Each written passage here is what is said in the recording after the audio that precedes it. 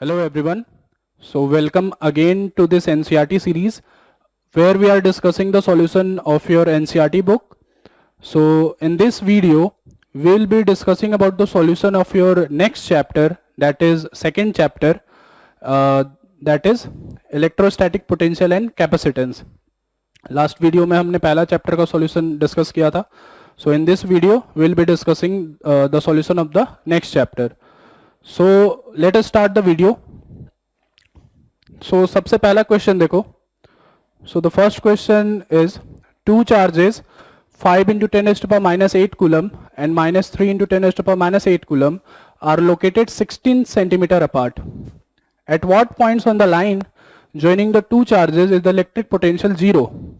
Take the potential at infinity to be 0. So देखो question का मतलब क्या है. यहाँ पे दो चार्जेज हैं. एक चार्ज है 5 into 10 raised to power minus 8 coulomb और दूसरा चार्ज जो है minus 3 into 10 raised to power minus 8 coulomb. So अपने को ये पता करना है कि इन दोनों को ज्वाइन करने वाला जो लाइन है, मतलब ये लाइन, इस लाइन पर कहां कहां पे पोटेंशियल 0 हो रहा है. ठीक है. तो यहां पे तुम जैसे देख सकते हो यहां पे तीन रीजन है इस लाइन पर. एक इस चार्ज के लेफ्ट साइड में, एक इन दोनों के बीच में और एक जो है इसके राइट साइड में. तो सबसे पहले रीजन 1 की बात करते हैं. सो अगर मान लो मैं रीजन 1 में यहां पे कोई भी एक पॉइंट लेता हूं, जैसे मान लो एक पॉइंट ले लिया मैंने ए. ठीक है. तो पॉइंट चार्जेज हैं, पोटेंशियल का जो फॉर्मूला होता है पॉइंट चार्ज का वो के क्यू बाई आर होता है. ठीक है. सो इसकी वजह से अगर इस पॉइंट पे पोटेंशियल निकाला जाए के क्यू बाई आर, तो इस के क्यू बाई आर में क्यू की वैल्यू इससे ज्यादा है और आर की जो वैल्यू है इस वैल्यू से ज्यादा, इस वैल्यू से कम है.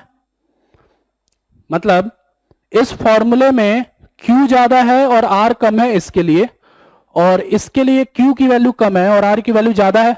सो इसका मतलब यह है कि इसका मैग्नीट्यूड इसके मैग्नीट्यूड से हमेशा ज्यादा ही होगा. जब इसका मैग्नीट्यूड इसके मैग्नीट्यूड से ज्यादा होगा, इसका मतलब यहां पे तुमको कोई भी पॉइंट नहीं मिलेगा जहां पे पोटेंशियल 0 होगा, वो हमेशा अनबैलेंस्ड रहेगा. ठीक है.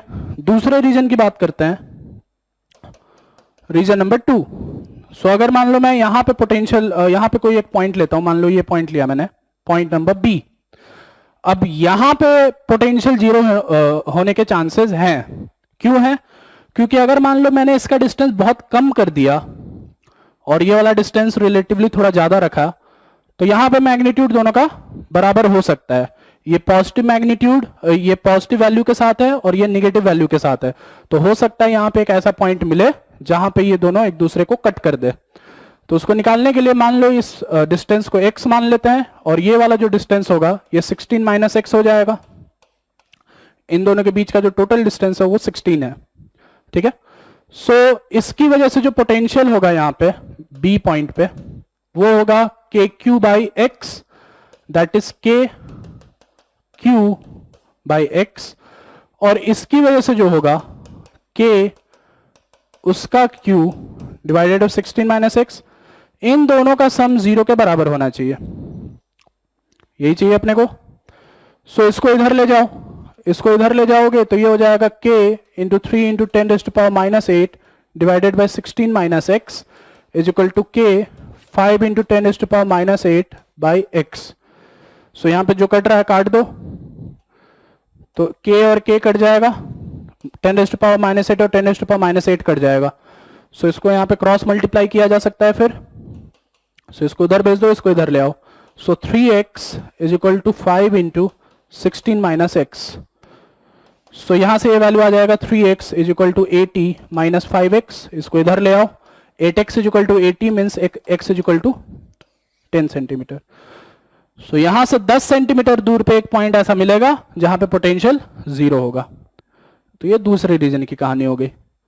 तीसरे रीजन की तरफ चलते हैं. सो तीसरे रीजन के लिए मैं फिर से डायग्राम को ड्रॉ करता हूं. सो पॉइंट जो है वो है 5 into 10 raised to power minus 8 और दूसरा जो पॉइंट है वो है minus 3 into 10 raised to power minus 8, और ये तुम्हारा लाइन ज्वाइनिंग टू चार्जेज है. सो हम लोग अब तीसरे रीजन की बात कर रहे थे. यहां पे ये तीसरा रीजन है, यहां पे मैं एक पॉइंट मान लेता हूं, पॉइंट नंबर सी। इस डिस्टेंस को मान लेते हैं कुछ जेड, ठीक है। तो अभी हम कैलकुलेट करेंगे तो देखेंगे कि यहां पे भी एक पॉइंट ऐसा होगा जहां पे पोटेंशियल की वैल्यू 0 होगी। सो डायरेक्टली यहां पे फॉर्मुलेट करते हैं इसको। सो इसकी वजह से जो वहां पे पोटेंशियल होगा वो होगा k q by r, that is k q by r, that is 16 plus z. यहां से जो इसके बीच का डिस्टेंस होगा 16 प्लस जेड होगा, और उसकी वजह से k minus 3 into 10⁻⁻8 by z is equal to 0। इसको उधर ले जाओ। So k 5 into 10⁻⁻8 by 16 plus z is equal to k 3 into 10⁻⁻8 by Z. सो के से के कट गया, 10⁻⁻8 से 10⁻⁻8 कट गया, फिर से क्रॉस मल्टीप्लाई कर लो इनको। So 5z is equal to 48 plus 3z, मतलब 2z इज इक्वल टू 48, मतलब z is equal to 24 centimetre. So यहां पे भी तुमको एक पॉइंट ऐसा मिलेगा जहां पे पोटेंशियल की वैल्यू 0 होगी। सो ओवरऑल 2 पॉइंट्स ऐसे होंगे जहां पे पोटेंशियल की वैल्यू 0 मिलेगी। सो ये तुम्हारा पहला क्वेश्चन। अगले क्वेश्चन की तरफ चलते हैं। सो दूसरा क्वेश्चन देखो। सो दूसरा क्वेश्चन ये है कि regular hexagon of side 10 centimetre has a charge 5 microcoulomb at each of its vertices. एक हेक्सागन है और उसके हर एक वर्टेक्स पे 5 माइक्रोकूलम का चार्ज रखा हुआ है। सो calculate the potential at the centre of the hexagon. Centre पर अपने को पोटेंशियल की वैल्यू कैलकुलेट करनी है। सो ये तुम्हारा हेक्सागन हो गया और इसके हर एक वर्टेक्स पर चार्ज रखा हुआ है। सो ये 5 microcoulomb, 5 microcoulomb, 5 microcoulomb, 5 microcoulomb, 5 microcoulomb और 5 माइक्रोकूलम, और सेंटर पे अपने को पोटेंशियल निकालना है। सो अगर मैं इसको इसके साथ ज्वाइन कर दूं तो तुमको ये पता होगा कि ये जो ट्रायंगल यहां पे बन रहा है, सेंटर को ज्वाइन करने पर वर्टेक्स के साथ जो ट्रायंगल यहां पे बन रहा है ये एक इक्विलेटरल ट्रायंगल होता है। ये 60 डिग्री होता है, ये भी 60 डिग्री होता है, तो ये भी 60 होगा। इसका मतलब हर एक वर्टेक्स का सेंटर से जो डिस्टेंस है वो 10 सेंटीमीटर ही है, ठीक है। सो सारे चार्जेस बराबर हैं, सबका डिस्टेंस बराबर है, तो किसी एक की वजह से पोटेंशियल निकालो और उसको 6 टाइम्स मल्टीप्लाई कर लो। सो पोटेंशियल एट सेंटर हो जाएगा k, that is 9 into 10⁻9 into q 5 into 10⁻6 by r, that is 10/100 into 6। 6 की वजह से ये पोटेंशियल हो जाएगा। सो इन तीनों को सबसे पहले मल्टीप्लाई करते हैं, फिर 0 को अलग से देखेंगे। सो ये हो जाएगा 6 इंटू 5 30, 30 इंटू 3 270 इंटू ये एक 0 कट गया, इसको ऊपर भेज दो। सो 10⁻10 हो जाएगा और ये 10⁻6 मतलब 10⁻4। सो ये हो जाएगा 2.7 इंटू 10⁻6 वोल्ट्स। सो पोटेंशियल जो होगा वो सेंटर पे इसके बराबर होगा, ठीक है। नेक्स्ट क्वेश्चन पे चलते हैं। सो अगला क्वेश्चन देखो। सो अगला क्वेश्चन है 2 charges of 2 microcoulomb and -2 microcoulomb are placed at points A and B 6 centimetre apart. So basically ये डायपोल का क्वेश्चन है। So identify an equipotential surface of the system. तो सबसे पहले एक इक्विपोटेंशियल सरफेस जो है अपने को आइडेंटिफाई करना है। सो यहां पे -2 माइक्रोकूलम है, यहां पे +2 माइक्रोकूलम है। सो डायपोल के केस में तुमको 2 लाइंस के बारे में जरूर पता होना चाहिए। एक लाइन जो इन दोनों चार्ज को ज्वाइन कर रहा है उसको बोला जाता है एक्सियल लाइन, और एक लाइन जो इन दोनों को बाइसेक्ट करता है, इन दोनों को बाइसेक्ट करता है, वो है तुम्हारा इक्विटोरियल लाइन, ठीक है। इस इक्विटोरियल लाइन की एक खास बात है। खास बात क्या है कि इसके सारे पॉइंट्स जो हैं इन दोनों चार्जेस से बराबर डिस्टेंस पे है। मतलब मान लो अगर मैं ये वाला पॉइंट लेता हूं, पॉइंट नंबर पी, तो ये जो डिस्टेंस है वही डिस्टेंस ये भी है। इस पॉइंट की तरह यहां पे कोई भी दूसरा पॉइंट ले लो, सबका डिस्टेंस दोनों चार्ज से बराबर ही मिलेगा, ठीक है। तो अगर दोनों का डिस्टेंस बराबर है तो क्या हम ये बोल सकते हैं कि इसकी वजह से जो पोटेंशियल है that is k q by are, और इसकी वजह से जो पोटेंशियल है माइनस के क्यू बाई आर, वो दोनों कट के 0 के बराबर हो जाएगा। सो इक्विटोरियल लाइन का हर एक पॉइंट का पोटेंशियल 0 के बराबर है। सो अगर सारा का सारा पोटेंशियल 0 के बराबर है इस लाइन पे, तो क्या हम ये बोल सकते हैं कि एक इक्विपोटेंशियल सरफेस है। V is equal to 0 at equatorial line, जब सभी का पोटेंशियल सेम है, जीरो के बराबर है हर एक पॉइंट पे, तो हम ये बोल सकते हैं कि ये एक इक्वी पोटेंशियल सरफेस है। सो इक्वेटोरियल लाइन पर तुमको ये मिलेगा। तुम यहां पे आंसर कर सकते हो कि इन दोनों को ज्वाइन करने वाला जो बाइसेक्टर लाइन होगा वही तुम्हारा इक्वी पोटेंशियल सरफेस होगा। So coming to the B part, B part में पूछा गया what is the direction of the electric field at every point on this surface. So equipotential की खास बात यह है कि इलेक्ट्रिक फील्ड हमेशा इस सरफेस के परपेंडिकुलर डायरेक्शन में होता है, ठीक है। सो डायपोल के लिए अगर तुम यहां पे एक चीज और देखो कि इसका डायपोल मोमेंट जो है यहां पे है पी वेक्टर, इलेक्ट्रिक फील्ड हमेशा इसके अपोजिट डायरेक्शन में होता है। इस वजह से हम ये बोल सकते हैं कि जो इलेक्ट्रिक फील्ड इस पूरे लाइन पे होगा वो इसी डायरेक्शन में होगा, opposite to the dipole moment. इसको तुम ऐसे वेक्टर वाइज भी देख सकते हो। वेक्टर वाइज देखने के लिए तुम यहां पे एक चीज समझ सकते हो, इस नेगेटिव चार्ज की वजह से जो इलेक्ट्रिक फील्ड है वो यहां पे है इस लाइन पर, और इसकी वजह से जो इलेक्ट्रिक फील्ड है वो इस लाइन पर है यहां पर। इन दोनों फील्ड की मैग्नीट्यूड बराबर है, बराबर है, तो इस वजह से इन दोनों का रिजल्टेंट बीचों बीच आएगा एकदम। इस वजह से इलेक्ट्रिक फील्ड का डायरेक्शन टुवर्ड्स लेफ्ट होगा, that is opposite of dipole moment होगा। ठीक है, नेक्स्ट क्वेश्चन पे चलते हैं। अगला क्वेश्चन देखो। सो अगला क्वेश्चन जो है वो है कंडक्टर के ऊपर। सो देखो क्वेश्चन क्या रीड कर रहा है। A spherical conductor of radius 12 centimetre has a charge of 1.6 into 10⁻⁻7 coulomb distributed uniformly on its surface. So what is the electric field inside the sphere, just outside the sphere, and at a point 18 centimeter from the center of the sphere? So अगर ये conductor है और इस पे charge दिया गया है तो तुमको कंडक्टर की प्रॉपर्टी से ये पता होना चाहिए कि ये सारा का सारा चार्ज जो होगा वो कंडक्टर के सरफेस पे होगा। मतलब अगर ये एक स्फीयर है तो इसका सारा का सारा चार्ज इसके सरफेस पे होगा।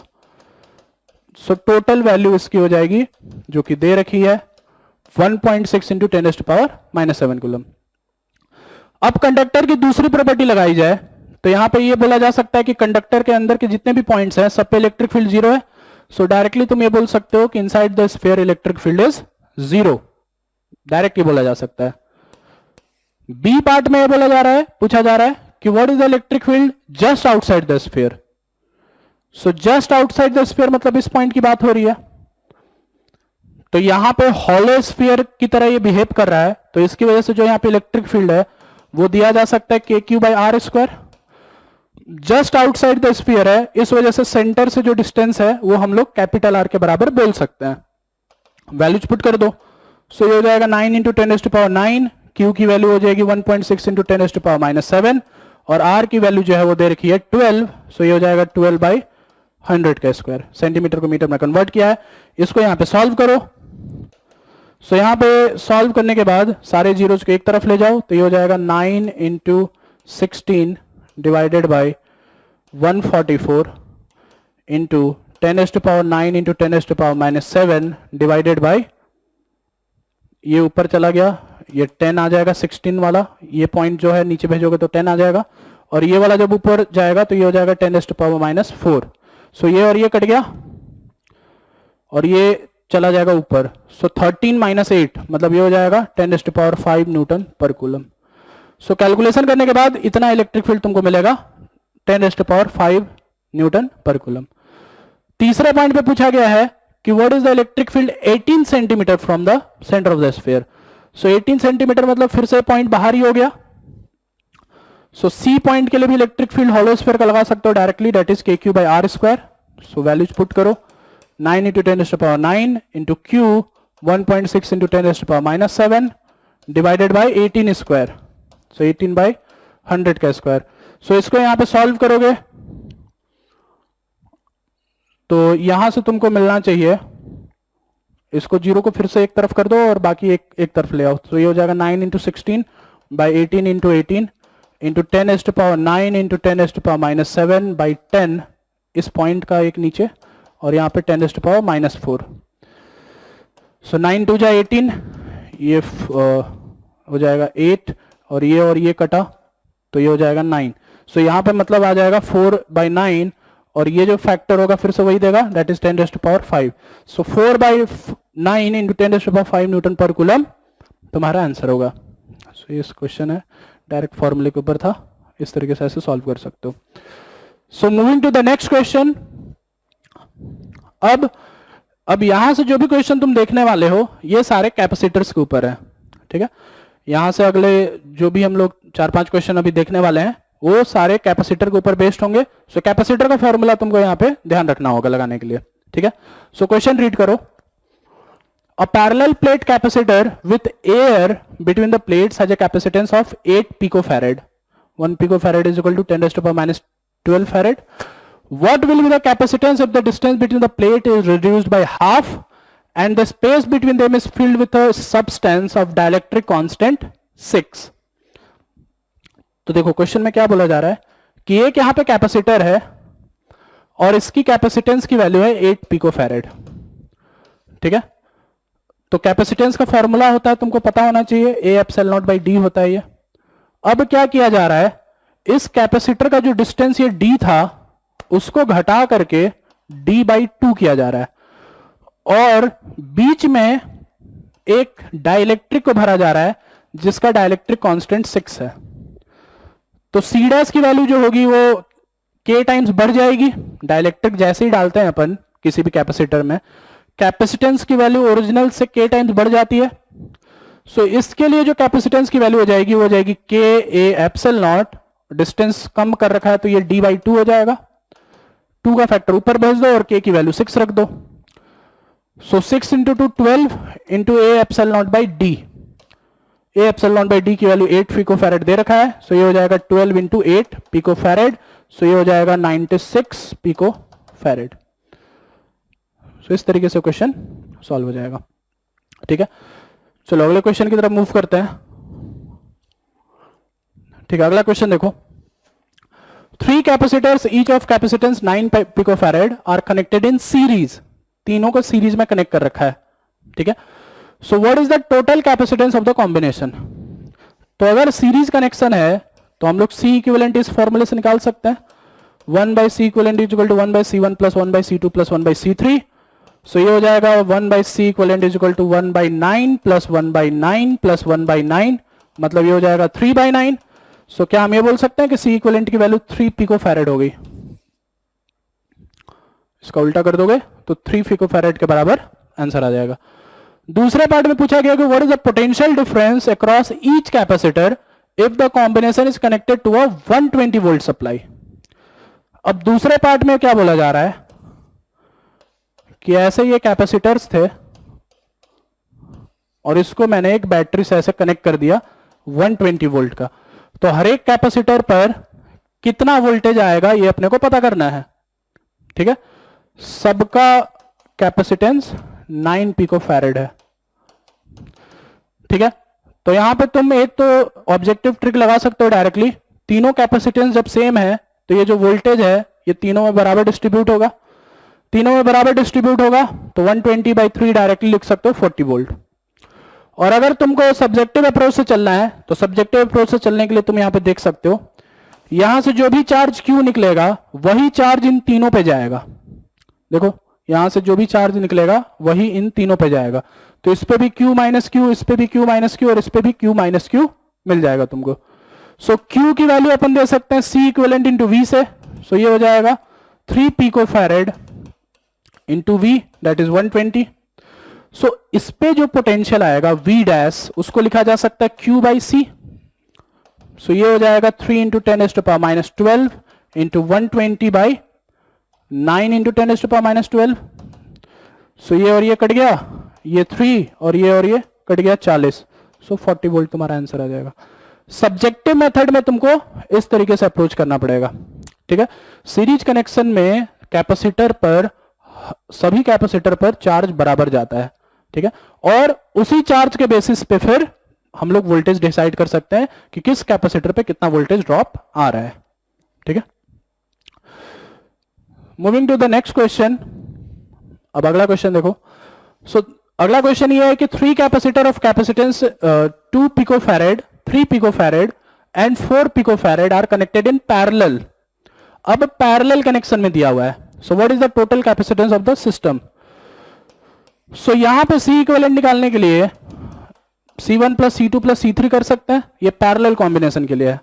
तीनों को जोड़ दो, तीनों को जोड़ोगे तो ये आ जाएगा 9 पिकोफैरेड. ठीक है. दूसरा पार्ट क्या है? Determine the charge on each capacitor if the combination is connected to 100 volt supply. अब दूसरे पार्ट में क्या दिया हुआ है कि ये 3 कैपेसिटर्स थे और इसको जोड़ा गया है बैटरी के साथ. 2 पिकोफैरेड, 3 पिकोफैरेड, 4 पिकोफैरेड एंड ये बैटरी जो है 100 वोल्ट है. ठीक है. सो तीनों पे चार्ज पूछा गया है. ठीक है. तो तुम यहां पे देख सकते हो कि ये जो बैटरी है इसका लेफ्ट वाला टर्मिनल तीनों के लिए कॉमन है और इसका जो राइट वाला टर्मिनल है ये भी तीनों के लिए कॉमन है. तो जो 100 वोल्ट यहां पे है वही 100 वोल्ट तीनों पे है. क्या ऐसा बोला जा सकता है? ये 100 वोल्ट तीनों पर बराबर है. तो अगर मैं इस पर चार्ज Q1 निकालना चाह रहा हूं तो Q1 की वैल्यू हो जाएगी इसका कैपेसिटेंस इंटू इसका voltage, that is 2 into 10⁻12 into 100. So ये हो जाएगा 2 इंटू 10⁻10 कूलम. इस पे चार्ज अगर निकालना है Q2 तो ये हो जाएगा यहां का capacitance into voltage, that is 3 into 10⁻12 into 100. So ये हो जाएगा 3 इंटू 10⁻10 कूलम.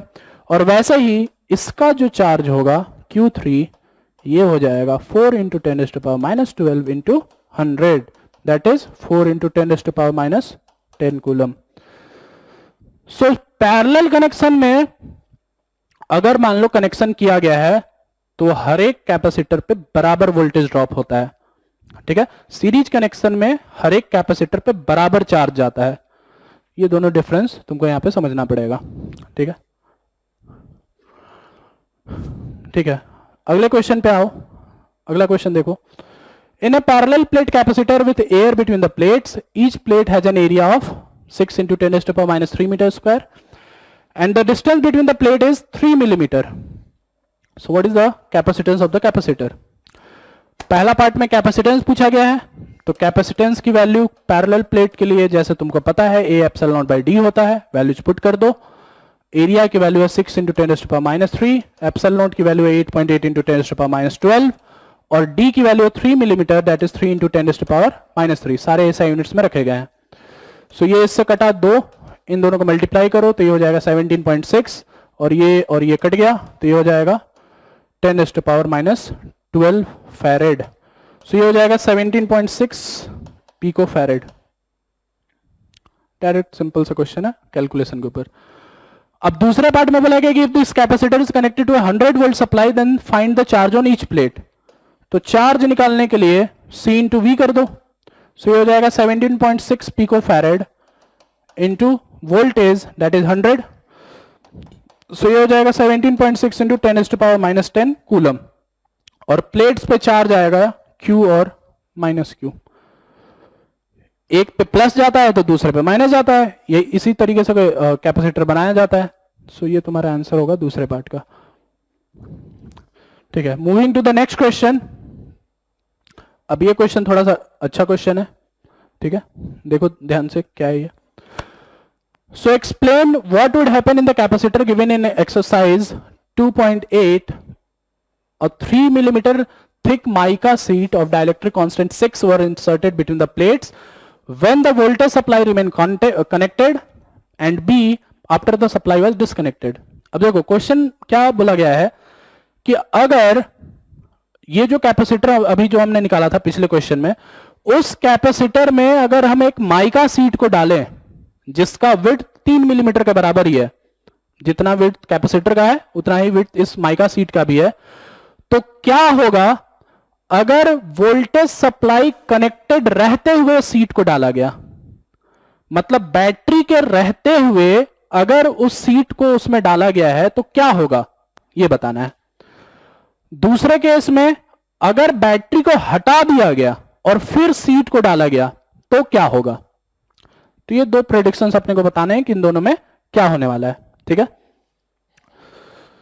सबसे पहले यहां पे ये समझना है कि अगर ये कैपेसिटर है, पहले इसमें हवा है, तो इसकी कैपेसिटेंस अगर C है, और अगर मान लो इसमें मैंने एक माइका सीट डाल दिया, तो इसकी जो कैपेसिटेंस होगी वो Kc हो जाएगी, जहां पे K is the dielectric constant. इसका मतलब कैपेसिटेंस की वैल्यू जो है वो बढ़ते हुए दिख रही है। अगर तुम डाइलेक्ट्रिक को डालोगे इसके अंदर तो कैपेसिटेंस की वैल्यू बढ़ जाएगी, ये फिक्स है, चाहे केस नंबर 1 हो चाहे केस नंबर 2 हो, कोई भी केस हो, कैपेसिटेंस की वैल्यू विल इंक्रीज। ठीक है, अब केस नंबर ए पे आते हैं। वोल्टेज सप्लाई कनेक्टेड है, वोल्टेज सप्लाई अगर कनेक्टेड है तो कैपेसिटर पे वोल्टेज की वैल्यू तो सेम है। So in formula Q is equal to CV, V is constant, capacitance की वैल्यू बढ़ रही है, तो क्या हम ये बोल सकते हैं कि Q की वैल्यू भी बढ़ेगी।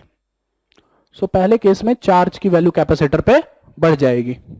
ठीक है, और दूसरे केस में बैटरी को डिस्कनेक्ट कर दिया जा रहा है, तो बैटरी अगर डिस्कनेक्ट हो गया तो क्या ये प्लेट खाली हो गया, मींस इसके आसपास अब कोई कनेक्शन नहीं है, कोई वायर नहीं है, कोई कनेक्शन नहीं है, मतलब ये प्लेट्स जो है ये आइसोलेट हो गया, अकेला हो गया। अकेला हो गया तो इसका चार्ज जो है कहीं पे भी मूव नहीं करने वाला, चार्ज जैसा का वैसा ही बना रहेगा, ये कहीं पे फ्लो नहीं कर सकता है। इस वजह से according to the formula Q is equal to CV, Q will remain constant, capacitor की वैल्यू बढ़ रही है, तो इसका मतलब V की वैल्यू घटनी चाहिए। Q कांस्टेंट है और C बढ़ रहा है, तो V को घटना पड़ेगा ना, तभी तो इन दोनों का मल्टीप्लीकेशन कांस्टेंट रहेगा। सो इस वजह से दूसरे केस में वोल्टेज घट जाएगा। तो इस तरीके से इसका एनालिसिस कर सकते हो और ये दोनों पार्ट्स का तुम्हारा आंसर होगा। ठीक है, सो नेक्स्ट क्वेश्चन पे चलते हैं। सो अगला क्वेश्चन देखो, a 12 picofarad capacitor is connected to a 50 volt battery, how much electrostatic energy is stored in the capacitor? So energy का फॉर्मूला यहां पे लगाओ डायरेक्टली, एनर्जी जो होता है हाफ CV स्क्वायर के बराबर होता है। सो ये हो जाएगा half into C into V square, that is 50 square. So ये हो जाएगा, इसको काट दो, ये 6 हो जाएगा, तो 6 इंटू 10⁻⁻12, और ये हो जाएगा 2500। सो इन दोनों को मल्टीप्लाई करो तो ये हो जाएगा 150 इंटू 10⁻² जूल्स। सो इसको इसके साथ क्लब कर लो तो ये हो जाएगा 1.5 इंटू 1 2 3 4, सो ये हो जाएगा 10⁻⁸ जूल्स। सो इतना एनर्जी जो होगा वो कैपेसिटर के अंदर स्टोर होगा। डायरेक्टली फॉर्मूले के ऊपर एक क्वेश्चन था। ठीक है, so coming to this question, ये क्वेश्चन भी काफी अच्छा है। सो देखो क्या क्वेश्चन है ये। A 600 picofarad capacitor is charged by a 200 volt supply. ठीक है, it is then disconnected from the supply and is connected to another uncharged 600 picofarad capacitor. तो सवाल यहां पर ठीक से समझना है। पहले क्या किया जा रहा है कि एक 600 picofarad कैपेसिटर को एक बैटरी के हेल्प से चार्ज किया गया, फिर बैटरी को हटाया गया और वो चार्ज कैपेसिटर को एक दूसरे अनचार्ज कैपेसिटर के साथ जोड़ा गया। तो पूछा जा रहा है कि how much electrostatic energy is lost in the process, कितना एनर्जी जो है वो इस प्रोसेस में जो है लॉस हुआ है। ठीक है, तो सबसे पहले चार्जिंग करते हैं बैटरी इसकी कैपेसिटर की। तो ये कैपेसिटर है और ये बैटरी है। सो 200 वोल्ट है और ये 600 पिकोफैरेड है। तो इस पे जो चार्ज आएगा सबसे पहले उसकी बात करते हैं। सो Q की वैल्यू जो आएगी वो CV के बराबर हो जाएगी, that is 600 into 10⁻⁻12 into V, that is 200। सो ये हो जाएगा 6 इंटू 2 दैट इज 12 इंटू ये हो जाएगा 10⁻⁸ कूलम। सो बैटरी का जो वर्क होगा यहां पे वो हो जाएगा Q इंटू V, जो कि होगा 12 इंटू 10⁻⁸ इंटू 200 जूल्स। सो ये हो जाएगा 24 इंटू 10⁻⁻6 जूल्स। बैटरी इतना काम करेगा और जो एनर्जी यहां पे स्टोर होगा कैपेसिटर में वो हो जाएगा half CV square. So half CV square की वैल्यू डालो तो यहां पे तुमको देखने को मिलेगा ये हो जाएगा half into 600 into 10⁻12 into V square, that is 40,000। सो ये कट गया, इसके साथ 3, ये हो गया 12। सो 12 इंटू 10⁻, ये कितने जीरोज गया, 2 और 2 4 6, -6 जूल्स। बैटरी में इतना वर्क किया, कैपेसिटर में इतना एनर्जी स्टोर हुआ। इसका मतलब ये है कि इन दोनों का बीच का जो डिफरेंस है वो एनर्जी लॉस हो गया, हीट में चला गया। इसका मतलब ये हुआ कि पहले जो चार्ज किया जा रहा है उसमें ही एनर्जी का लॉस आ रहा है इतना। अब जब इसको जब दूसरे के साथ जोड़ेंगे तो वहां का एनर्जी लॉस अभी आने वाला है, वो भी अलग से देखेंगे। सो फिलहाल जो एनर्जी लॉस आया है डेल्टा एच, वो हो जाएगा इन दोनों का difference, that is 12 into 10⁻⁻6 joules. ये पहले सेगमेंट का एनर्जी लॉस है। अब इस कैपेसिटर को इस कैपेसिटर के साथ जोड़ते हैं और फिर देखते हैं कि एनर्जी का लॉस कितना हो रहा है। अब दूसरे सेगमेंट में ये जो कैपेसिटर है, इस पे जो चार्ज आया था, इन दोनों का मल्टीप्लीकेशन था, दैट इज 12 इंटू 10⁻⁻8 कूलम, और इस पे था -12 इंटू 10⁻⁻8 कूलम। इसको जोड़ा गया एक अनचार्ज्ड कैपेसिटर के साथ जिसकी वैल्यू भी 600 पिकोफैरेड है। तो क्या हम यहां पे देख सकते हैं कि जब इसको थोड़ी देर में छोड़ेंगे, थोड़ी देर के बाद इन दोनों पे बराबर बराबर चार्ज डिस्ट्रीब्यूट हो जाएगा। बराबर बराबर डिस्ट्रीब्यूट होने का मतलब यह है कि इस पे जो चार्ज होगा वो हो जाएगा 6 इंटू 10⁻⁻8, और इस पे भी हो जाएगा 6 इंटू 10⁻⁻8। आइडेंटिकल है तो बराबर बराबर चार्ज डिस्ट्रीब्यूट हो जाएगा। अब यहां पे जो एनर्जी लॉस होगा वो निकालने के लिए इसकी एनर्जी कैलकुलेट करो और इस एनर्जी से माइनस कर दो। इसकी एनर्जी तो अपने को पता है, अभी अभी जस्ट निकाला था। इसकी एनर्जी जो है अभी अभी निकाला था, जो कि था 12 इंटू 10⁻⁻6 जूल्स। अब इसकी एनर्जी निकालते हैं। इसकी एनर्जी जो है निकालने के लिए Q²/2C कर सकते हो, दोनों का एनर्जी सेम है। सो 2 इंटू 2Q²/2C, ये जो भी Q है। सो यहां पे वैल्यूज पुट करते हैं। सो वैल्यूज अगर पुट करें तो ये हो जाएगा 2 into Q, that is 6 into 6 into 10⁻⁻16 by 2C। So 2 into 600 into 10⁻⁻12। सो 2 से 2 कटा, 1 6 कटा, यहां पे 100 बचा। सो यहां से वैल्यू निकल के आ जाएगा 6 इंटू, इन दोनों को एक साथ देखो तो ये देखो 16 है, ये 12 है और 2 और है, मतलब ये आ जाएगा 6 into 10⁻⁻6 joules. So final energy जो इन दोनों में स्टोर हो रहा है वो इसके बराबर है। तो जो एनर्जी यहां पे डिफरेंस आया वो एनर्जी फिर से लॉस हो गया। इसका मतलब डेल्टा एच की वैल्यू जो होगी यहां पे वो हो जाएगी 6 इंटू 10⁻⁻6 जूल्स।